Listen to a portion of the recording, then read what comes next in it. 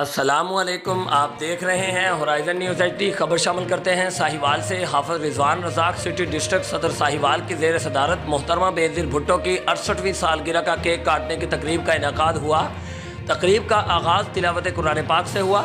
دعا اور تلاوت قرآن پاک کی سعادت احمد علی چوہان نے حاصل کی اور نعت شریف عظمت علی نے پڑھی، جس میں مہمان خصوصی مار غلام فرید کاٹیا، ڈویژنل صدر پاکستان پیپلز پارٹی ساہیوال اور مار یوسف کلاسن تھے۔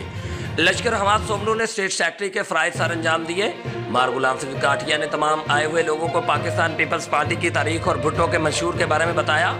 مار غلام فرید کاٹیا نے بتایا کہ جب تک ہم بھٹو کے منشور اور اس کے بتائے ہوئے اصولوں کا اپنی آنے والی نسل کو نہیں بتائیں گے تو ان کو بھٹو کے منشور کے بارے میں کبھی پتہ نہیں چل سکے گا۔ انہوں نے بتایا کہ وہ ذوالفقار علی بھٹو ہی تھا جنہوں نے ایک عام انسان کو شعور بخشا، اس کو معاشرے میں سمجھ بوجھ دی اور اس کو یہ بھی بتایا کہ وہ بھی ایک انسان ہے۔ پاکستان پیپلز پارٹی غریبوں کی پارٹی ہے اور ہمیشہ سے اس میں عام فہم لوگ ہی رہے ہیں۔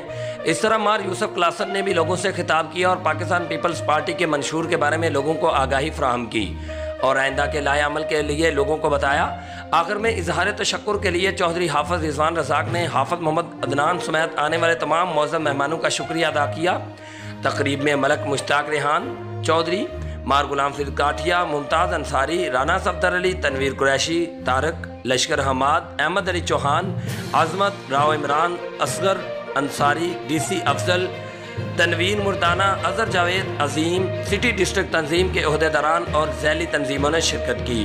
Report Aamir Sohail, city reporter, horizon news H D, Sahiwal.